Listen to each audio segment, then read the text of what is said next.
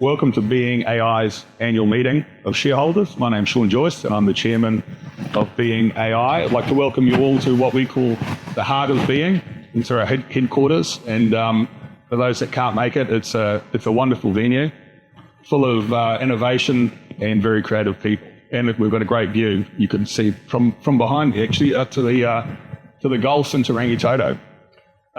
First of all, I'd like to acknowledge my fellow board members, Executive Directors David McDonald and Catherine Alsop-Smith, and one of our independent directors, Roger Gower. We have an apology from our second independent director, Joe Jensen, who is currently in Europe and can't join us today. He's cruising around Portugal, so it's a pretty good experience, I guess. I'd also like to acknowledge Brett O'Reilly, the independent chair of our education initiative called Manawaroa Education, and our legal advisor, Roger Wallace from Chapman Tripp. Now to a few formalities of the meeting. The share registrar has confirmed to me that the notice of meeting has been sent to the shareholders and other persons entitled to receive it. The company's constitution prescribes a quorum requirement of 3 shareholders. This requirement has been met. Now, the agenda is up on the screen there. The order of events for this morning's meeting will be as follows. I'll give an introductory address on the activity of the company during the financial year 2024 and post-balance date. David will provide a presentation on the Being AI Group as an overview. Brett will provide a presentation on the Being Education Manawaroa initiative. And then we'll move to the formal business of the meeting, which relates to the very exciting resolution authorising the board to fix the remuneration of our auditors, William Buck. So today we only have one resolution. So we're going to be heavy on content and not so much on formality. Now, the voting on the resolution will be conducted by way of a poll. So if you have already cast your proxy by lodging a proxy with Computershare, then your vote is cast and you do not need to do anything further. If you have not lodged a proxy with Computershare and would like to vote today, then I would ask that you complete the proxy papers that will be provided to you at the end of the meeting and submit that to one of our team post the close. Now to my introductory address. During the financial year ended 31 March 2024, Being generated revenues of $40.41 million. We achieved a 23% increase in operating EBITDA to $2.97 million, and we generated a $1.69 million net loss after tax, which loss included the accounting treatment of the reverse takeover transaction. As at 31 March 2024, the group has total assets of $37.3 million and $3.8 million of equity. The reverse takeover transaction valued Send Global at $25 million, Age School at $15 million, and Being Consultants at $5 million. Due to the nature of the reverse takeover, reverse acquisition accounting applied to the RTO transaction, and the market values of the entities acquired by Being are not reflected in the statement of financial position that you will have received in our annual report that was circulated earlier this year. If it were, the total assets of Being would be closer to $78 million, and equity would be $44.8 million. Now, the major development for financial year 2024 was, of course, the completion of the reverse takeover of the company, formerly known as Ascension Capital Limited. As part of the reverse takeover, which we affectionately call an RTO, we acquired Being Consultants Limited, which company in turn owns Being Labs and Being Ventures Limited. We acquired Send Global Limited, a logistics courier business, mail and filing company, operating nationally from its headquarters in Auckland. We acquired Age Limited, which company operates Age School, located just around the corner in Takapuna. We appointed new directors, David McDonald, Catherine Alsop-Smith, and Joe Jensen to the board. We changed our name to Being AI Limited, and we changed our ticker code to BAI. Now, post 31 March 2024, and our listing on the NZX main board on 2 April, we've been very, very busy. Here are some of the interesting things that we've done recently. We acquired the education assets of Villa Education Trust, an online school, the management rights for 2 existing special character schools in Auckland, and a 3rd campus in the far north. We've taken a 50% position in TimeStack, AI Pty Limited, an exciting early-stage artificial intelligence technology business. TimeStack is a retail price optimization algorithm that utilises Graph AI to recommend better markdown pricing strategies to large retailers. Now, any of you, that doesn't make sense to any of you, don't feel like you are alone. There are lots of people who wouldn't have a clue what that means. We're very happy to go into detail about that later on in the meeting if anyone has any questions about that. We've also increased the depth of our marketing, consulting and technology divisions. Given we are a technology company, we have invested in securing the services of more technology and AI experts in their respective fields. We have entered into a conditional agreement to purchase a 50% shareholding interest in Spectrum Consulting Limited. This is an exciting acquisition for us and provides us with a beachhead for the further development of our IT infrastructure and services strategy. Our education division has also been very busy this year, and we have submitted a high-quality application for a licence to launch a new charter school under the new charter school regime that has been recently introduced by the New Zealand Government. We are anticipating to hear from the Charter School Establishment Board on the progress of our application, like other applicants, within the next few weeks. We've also been developing strategic relationships with a number of high-profile community groups interested in partnering with us to set up new charter schools, which schools would reflect the specific character and philosophy of those prospective joint venture partners.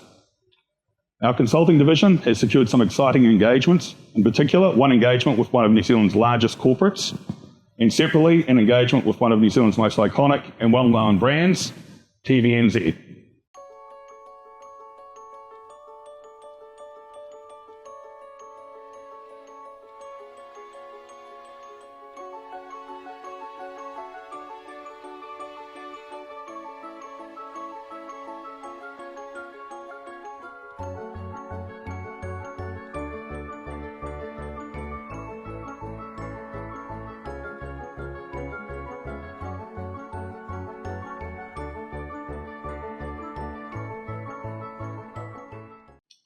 In June 2024, we entered into a multinational partnership with IntraEdge Inc., a global leader in AI governance. This collaboration will provide a comprehensive AI governance platform that enables organisations to identify AI usage, mitigate risk, and ensure ethical compliance, customised and developed for the New Zealand market, utilising the market-leading Truyo AI governance platform, developed by IntraEdge. We are currently finalising negotiations with counterparties for the implementation of Truyo. And those are both New Zealand and Australasian opportunities, so we're very excited about those in particular. We've also recently entered into a reseller agreement with Glean. Glean is like ChatGPT, but for the information inside your own company. Glean focuses on indexing and understanding your company's internal data, providing answers to queries about your company's documents, conversations, and knowledge base. Glean also integrates with existing workflows, which allows it to enhance productivity and collaboration. We're very excited to have Glean in our toolbox of existing solutions that we can offer to our clients. Now, today has been quite a big day for us in the markets. We've been busy. We've made a couple of significant announcements to the market today. The first of which is that today we are launching our first capital raising initiative since we listed in April. Our capital raising will be structured as a share purchase plan where we propose to raise up to $5.6 million. The offer will be made to all New Zealand resident BAI shareholders who will each be entitled to subscribe for up to $50,000 worth of new BAI shares at an initial price of 60 cents per share. The new capital raise will be deployed against acquiring complementary businesses within the IT infrastructure and services vertical, investment in the development of new technology for deployment across BAI's various business divisions, and the development and launch of new charter school initiatives. In addition, we've also announced an exciting potential opportunity for us. We've recently approached Solution Dynamics Limited, an NZX-listed company, to indicate that we are considering making a takeover offer to acquire a controlling interest in Solution Dynamics. Solution Dynamics, ticker code SDL, is a provider of global customer communications management as a service. SDL enables organisations to both better engage their customers digitally and optimise production and distribution of their international mail closer to its end destination. We have indicated to SDL that we would be prepared to acquire SDL shares through either a 100% BAI scrip option or an offer for a combination of cash and BAI scrip. We believe the takeover offer is a compelling and unique opportunity for SDL shareholders to realise significant value for their investment in SDL and an opportunity to participate in the growth of Being AI. We believe that the acquisition of a controlling interest in SDL would also be highly advantageous for Being AI, given the synergies between SDL and our own senior global operations and the opportunity to strategically implement new technology initiatives to optimise the business operations of SDL and to future-proof that business from being overtaken by the incoming technology wave, which risks rendering old-school business models like SDL obsolete in a few years' time. And we will obviously keep the market appraised of any developments in respect of this process. I think it's important to mention the reason why we've had to show our hand in relation to the SDL initiative now at this very early stage is it's a nuance of our legal framework. Because we're undertaking a share purchase plan, we're obliged to issue a cleansing notice.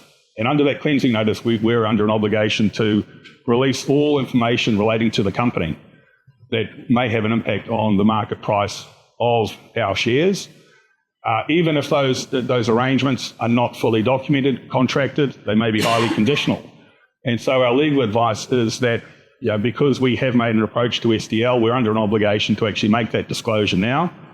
I think perhaps if we were not doing a share purchase plan today, we may have deferred that disclosure. But we're a good corporate citizen. We've got to comply with our obligations under the listing rules.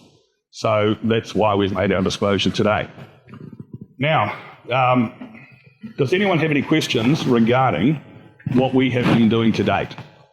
I know there'll be an opportunity for further questions after David's presented as well in relation to a number of our divisions and also following Brett's address. So we could either ask some questions now or we could save them all up to the end of the presentations. Let's save them up. I'm sure there'll be some questions, some insightful questions, probing questions. Okay, I'd now like to hand over to David McDonald. He is obviously a co-founder, group CEO and executive director of Being AI. David will provide us with a presentation on the Being AI business divisions. Over to you, David. Thanks, Sean. All right. You hear me all right? Good. I actually put down some notes for this, so bear with me while I take you through it. So I'm going to take you through our investments and starting with our investments in IT infrastructure, then moving on to our logistics investments and then into the technology space, which we're spending a lot of time. So IT infrastructure, as it is currently the backbone of the digital world, will continue to be the backbone of the AI ecosystems in the future. There's kind of an old saying that you probably heard before during a gold rush, sell shovels. IT infrastructure is going to be those shovels. They're going to make up the roads and the infrastructure that AI and systems will run on in the future. So we've identified this as not only an important area to invest in for our existing ventures, but also anything in the future that we're going to be doing.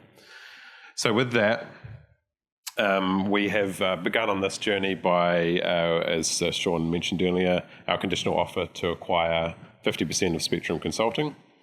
And they provide the infrastructure required to keep New Zealand's most critical services up and running. So they work across some of New Zealand's most important products and services that keep the country running. And we've got some of the team in the back there from Spectrum, and make sure that we all get our health services and water and electricity and those sorts of things delivered to us in a timely fashion. We are looking to expand this business in New Zealand and beyond, and grow our market share in that space. Next, we have our logistics businesses, which encompasses supply chain, mail, courier, and freight, and last mile services. All these kinds of industries are going to significantly benefit from AI and emerging technologies in the coming years. This is an industry that will need to be around for a long time, and there will be an eternal need to get things from point A to point B. The only things that are going to disrupt that in the future are probably things like atomic printing and teleportation, which I don't think is going to happen anytime soon. So our investment in logistics space comes along with a strong belief that AI is going to transform that industry in profound ways around optimizing point-to-point delivery and the processes in between. There we go. So as Sean mentioned earlier, Sen Global has contributed an exceptional result this year and is pursuing organic growth by digitising their processes and leveraging the data that they have. We've also begun to launch product extensions and innovations in that space.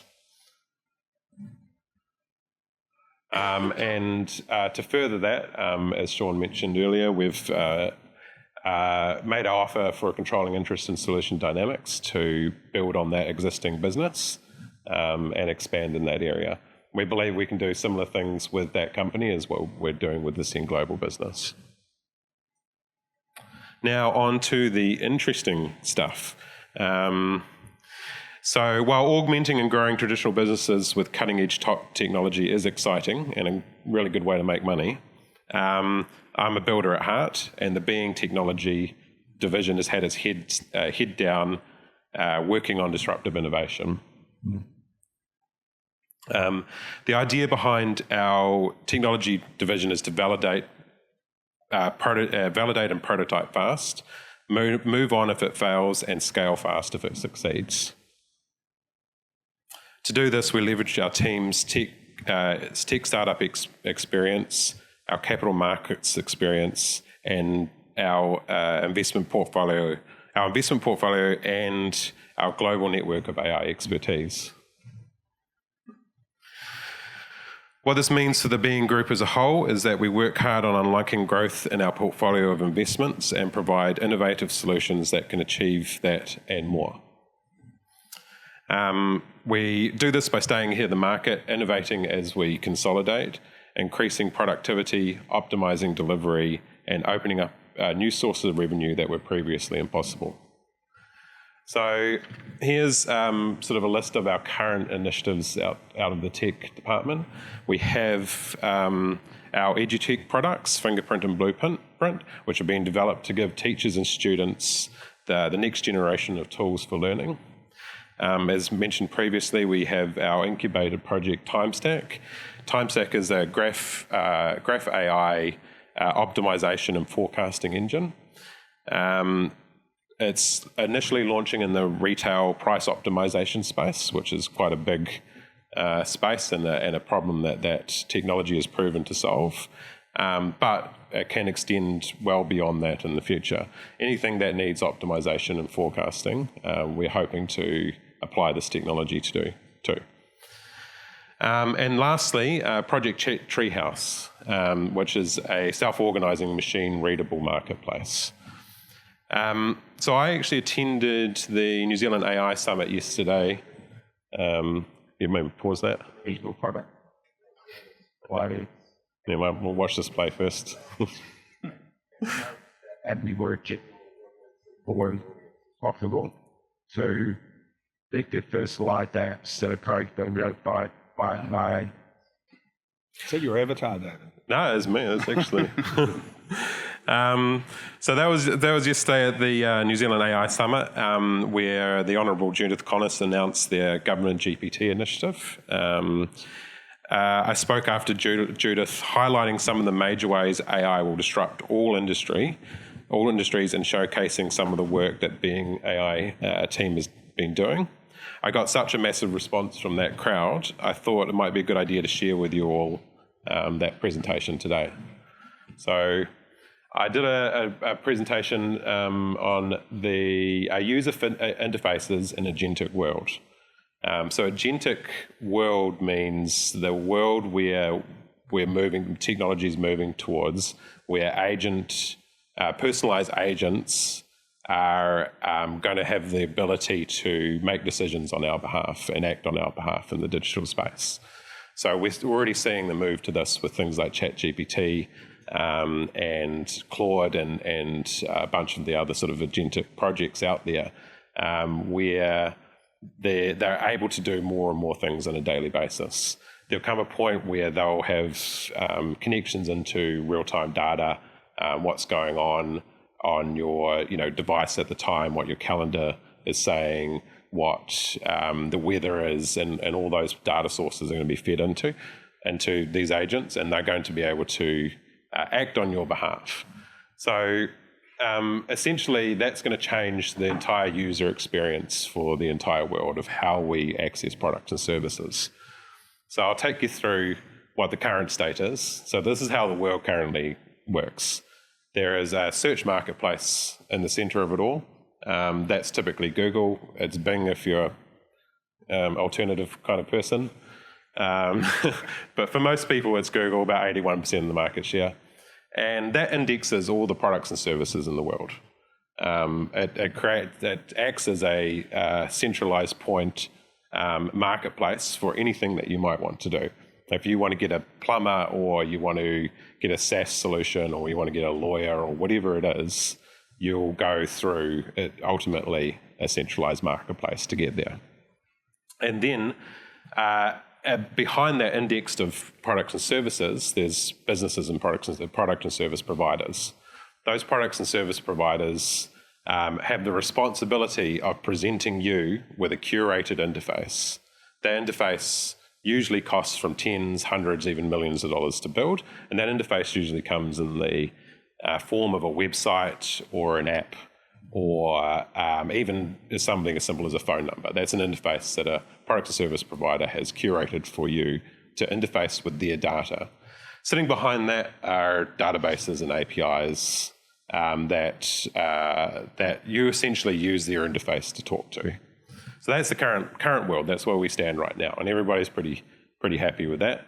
But we're moving very rapidly into a future that looks more like this, where it's no longer going to be the responsibility of the product and service providers to provide you with an interface into their data, where your AI agents can write code in real time, build websites in real time, build applications in real time. Any product and service that you want to do, they can assemble out of available data sources in real time. So as you can see from this diagram, it shifts the interface layer from being provided by the product and service providers to your personalized AI interface. And that's going to come in the form of potentially AI-based operating systems, apps on your phone, the conversion of our existing digital assistants like Siri and Alexa and those sorts of services. And they're going to be responsible for providing you an interface into products and services that's customized for your needs. So that's very rapidly, we're moving towards that future. So I can't remember what my next slide is. So how far away is all of this? Okay, just to highlight this premise, this is the same street 13 years apart after Henry Ford had revolutionized the auto production line industry. That was 13 years it took to completely, fundamentally revolutionize the user experience of traveling in the world of transport. And 13 years, and that happened, over 100 years ago, right? This sort of stuff can move fast. And we've all lived through, every single one of us has lived through major technology disruptions that have moved at a pace that we didn't think were possible. So, to illustrate this, we built a working prototype that actually did what I'm describing. So this is an autonomous agent that understands my calendar appointments, understands what I'm doing and where I'm at the time, realizes that I'm going to be late for my next meeting, and then negotiates with a bunch of products and service providers autonomously to find out what the best transport option for me is. Then asks me to book it and creates an app in real time to enable me to use that service. So with that in context, it seems you can and this is something that works today based on today's technology. With that in context, it's very easy to see that you don't need to necessarily download Uber anymore. You don't need to create an app or a website for these services. Your agents can act on your behalf and create whatever interface you need for whatever service you need at that time. The world is very fast moving, very quickly moving to a place where this is going to be commonplace.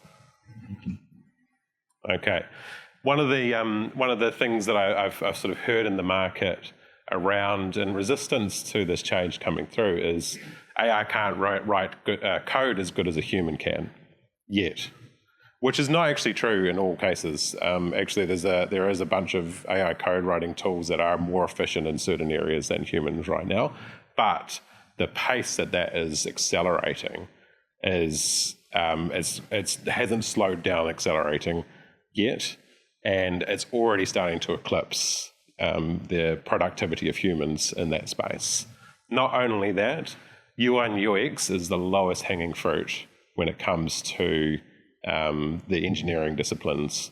There's been a big push and drive towards abstracted programming technologies for the past few decades to make it easier and easier for people to make user interfaces. Right now, you can go onto a SaaS product on a website, and just by dragging and dropping and clicking on a few buttons, you can put together a front end for a website that would have cost you hundreds of thousands of dollars many years ago. So UI and UX is going to be the first disrupted in the programming space, which is going to drive the market towards away from company-provided interfaces and to AI-driven experiences. So that demo that we did was probably the first alpha version that we did a few months ago. The team has been working hard on building out the part that Treehouse is focusing on is not actually the agent part. That's been solved by a whole bunch of people around the world. We're focusing on that marketplace in the middle. The part that all products and services are going to be indexed into and made available in a machine-readable manner for AI to take advantage of and create those interfaces and experiences for people out of. And the team that's what the Project Treehouse project has been driving towards. So any questions? What does it actually take to get buy-in from those companies into your marketplace? Can you do that in an automated way, or is it something that you have to go and create an API such that I get manual? Yeah, that's a great question. So we'll see a pretty broad mixture of ways to get in, from sort of old legacy systems that are going to need to have things created and are going to need to go through integrators in order to get into those systems, to brand new AI native solutions where people can have agents that act, AI agents that can act on their behalf to negotiate those services with other people's AI agents. So more of a peer-to-peer model. So it was going to be a broad spectrum from migrating old traditional businesses. We're working with some really brilliant Kiwi entrepreneurs that have built an integration platform specifically for that purpose. And we're working on a partnership with them to provide that as a service on the side of the marketplace for those more traditional businesses. But I think there'll be a big push towards creating things AI native in the first place. What's stopping Google from kind of pepping you at the post? Yeah, something like this. That's a really good question as well. So Google has got a problem with their existing infrastructure, as it's made for humans to interact with. It's a human-readable marketplace. Humans are really bad communication protocols. Our eyes and ears and fingers are really slow compared to light-speed information transfer between machines. So their systems are set up to cope with human, humanness. Right? It is. They're made to deal with the fact that our interfaces are through mouses and keyboards and that sort of thing. And there's a lot of inefficiencies that are inherent in that process. So their existing platform is not fit for purpose to provide this. It doesn't have some key things that we have in ours, which I'm not going to go through today, but we're lodged patents around some specific pieces of technology that are going to give us an advantage in that space. So they've got an incumbent's dilemma where they've got this existing infrastructure to support that is massive. It's 81% of the world's search traffic at the moment. And then they've got to shift their entire company and mindset to pivoting towards a future that is not currently their big revenue generator. Yep. Cool. Any other questions? Awesome. Oh, yeah. I understand being AI, but was it? Yes. I wanted to get an understanding of how many roles maybe to do that. Yeah. So within Being AI, we have about 60, 70 staff across the board. Our full-time engineers is a team of plus our contractors who are offshore.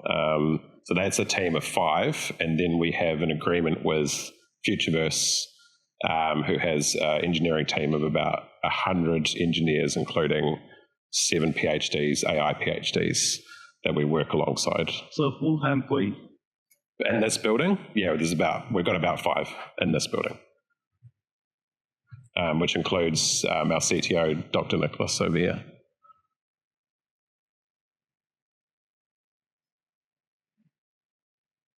Cool. Very good. Thanks, team. Thanks, David. The future looks exciting on the technology front. I have to admit, I've heard David's presentation 3 or 4 times. I think if I listen to it 3 or 4 more times, I'll probably get to understand it better than I do now. It's pretty daunting, and it's the speed of change and technology is monumental. And for some old codgers like me and some of my colleagues, it's very difficult to embrace it because it is quite daunting and intimidating. But it is very, very exciting. And as we say, you're either part of the road or part of the steamroller. And so we want to be driving the steamroller and advancing these technological initiatives as hard as we can. So thanks, David. Cool. I'd like to hand over now to Brett O'Reilly, who, as I mentioned earlier, is the Executive Chair of Being AI's Education Division, Manawaroa. Over to you, Brett. Thank you.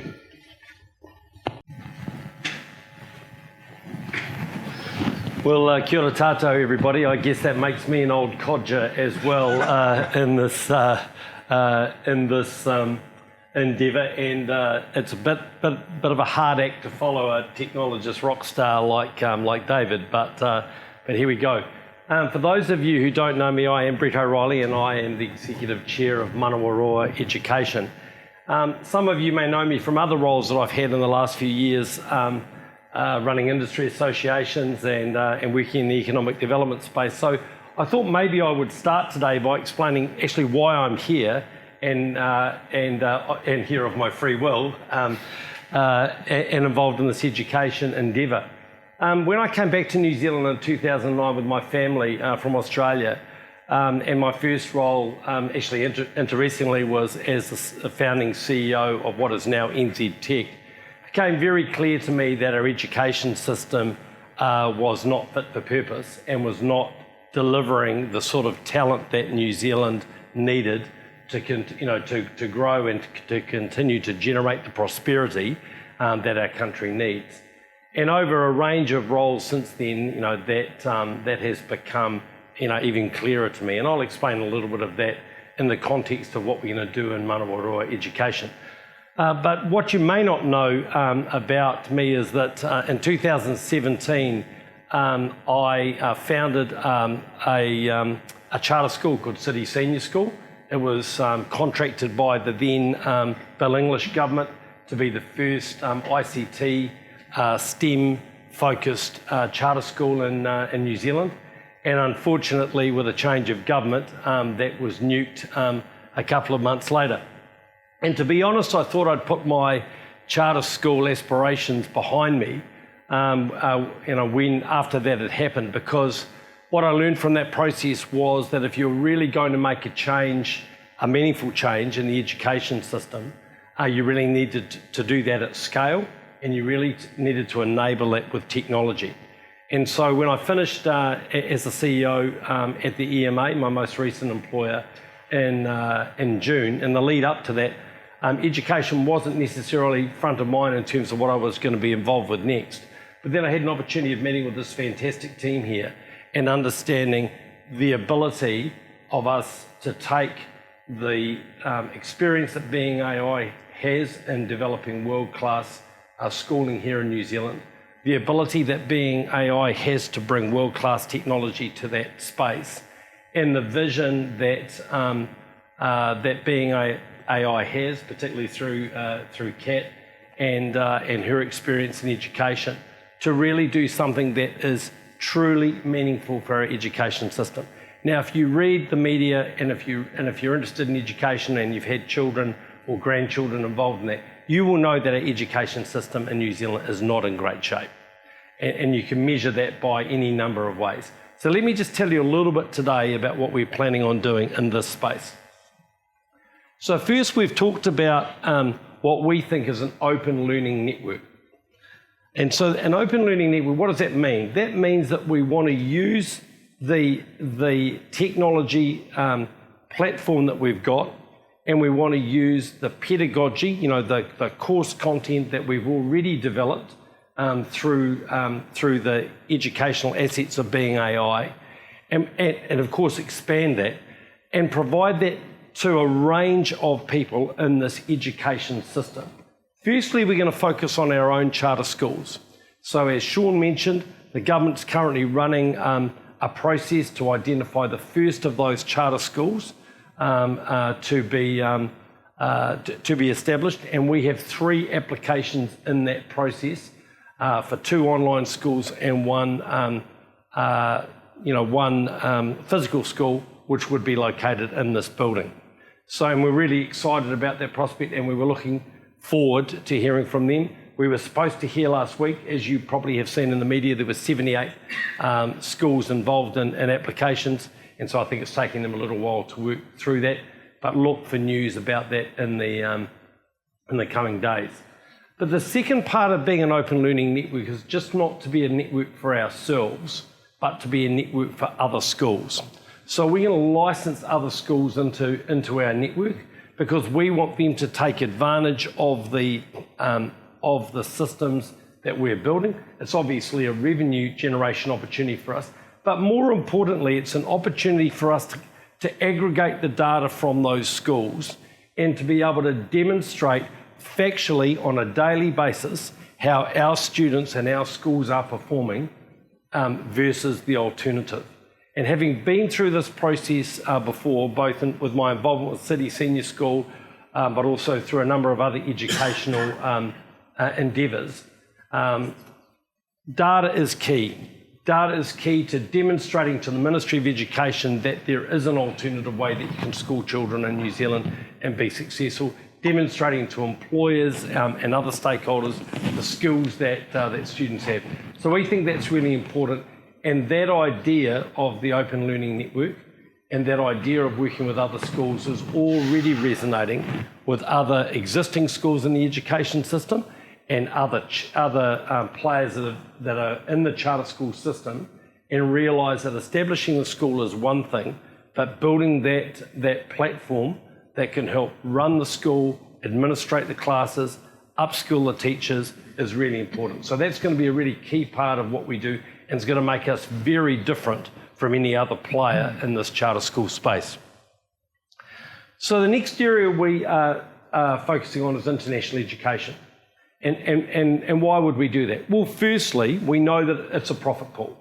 And we know that historically New Zealand has done well out of international education. I've just got back from 2 weeks in China, and I can tell you that there's still a huge amount of interest from China and from Chinese families in sending students here. But we want to be focused on not just bums on seats, but actually getting high quality students.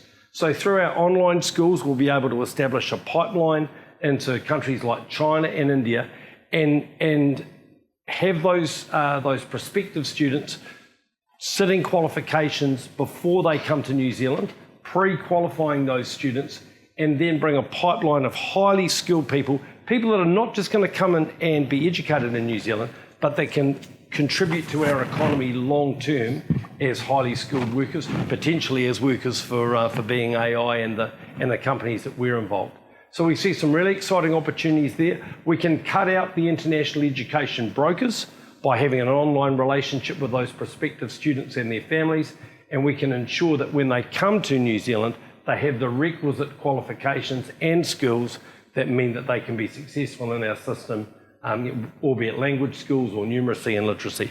So we think that's going to be an exciting part of what we do, in addition to the really important task that the charter schools are going to have in New Zealand of lifting our capability. And of course, any time you blend international students with domestic students, you get the opportunity to create some really interesting synergies and upskill both. So I think that's really exciting. Vocational education, you can imagine after 5.5 years at the EMA, and the EMA run is a private training organisation in their own right, had a fair bit of exposure to this space. And so obviously the same tools that we are building in Manawaroa for the compulsory sector, junior, middle and senior schools, are the same platform that we can use for workplace learning. We know from what David and Sean have talked about that the world is changing very rapidly, and for any of you who are employers or employees, you'll know that keeping upskilled is really challenging. And the most effective way of doing this is online, balanced with some face-to-face support. And so we think in time there will be an opportunity for us to extend what we're doing with our technology platforms into this workplace learning space. There's a lot of interest in this area. I was a member of the establishment board of Tipu Kinga. I'm not sure that's something I should say in public anymore. But I guess what that highlighted to me was just how broken parts of that vocational education system are, how conventional a lot of the education is, and the opportunity that there is for new players to look at ways of doing things differently.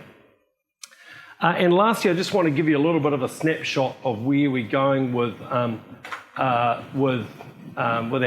charter schools and with Manawaroa education. One of the terms that Kat introduced me to was the term magnet schools. And so if you search on that, you'll find that that's a concept out of the US where people have developed charter schools or alternative schools around magnets. And what's a magnet? It could be around sport, it could be around culture. So it's a domain where students are interested in being involved, and it might be a particular passion of theirs, be it sport or dance. So in our first stages of Manawaroa, and it's been a whirlwind, I can tell you, in the few months that I've been involved, we've already started to engage with the high performance sport community here in New Zealand.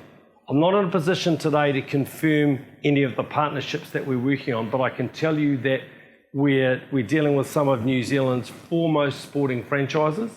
At least one of them has put an application in their own right for a charter school. Why? Because they've got an academy program for their developing players, and they want to combine education with that academy program, so they round out the experience for their players. And if they're going to pull young players out of their homes and out of where they're normally based into an academy environment, they want to make sure that the education is world class. So we're talking to that franchise about working with us, because they don't really want to be a school. They just really want to offer a rounded academy experience, and we believe and they believe that there's opportunities for us to work together. Now, that's just one of a number of examples of people that have heard about what we're doing and people that are in our combined networks that we're talking to about that. So I think that's a really exciting opportunity.